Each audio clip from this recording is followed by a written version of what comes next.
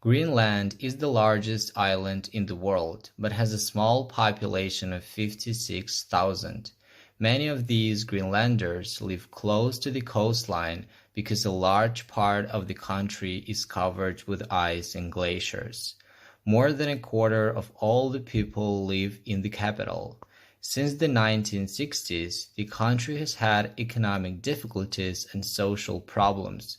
Its traditional industry, and its biggest, is fishing, but the country still imports much more than it exports. Now, however, life is about to change dramatically for many Greenlanders, and all because of the weather. Most scientists agree that the world's climate is getting warmer, and you can already see the difference in Greenland. For example, small icebergs about the size of city buses are floating near to the coast. They have broken off from much larger areas of ice further out in the ocean because of the change in temperature. Furthermore, the huge sheet of ice which covers Greenland is shrinking by about 75 cubic kilometers each year.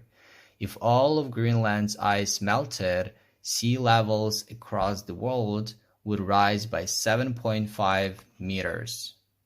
One industry that is benefiting from the melting ice is the oil industry. Nowadays, the sea around the west coast of Greenland has no ice for 6 months of the year. This means oil companies can explore this area. They plan to drill for oil in the next few years. Greenlanders have mixed feelings about this modern development. The country's prime minister explains the dilemma.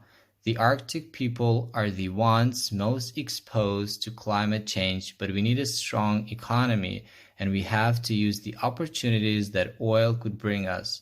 We don't have any other natural resources for the time being that hold as much potential as oil. Farming will also change. The growing season is no longer with spring arriving earlier and longer summers. On the other hand, if the country produced more of its own food, it wouldn't need to import so much. On the other hand, some farmers are worried. They think that drier summers might create new problems.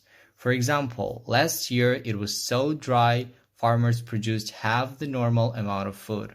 I spent my last night in a small town with farming families at their annual celebration before the summer begins.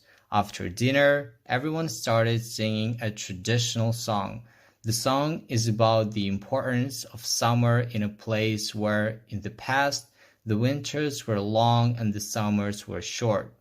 As nature and the weather changes in Greenland, I wondered if they would still sing this song in 100 years' time. They might not.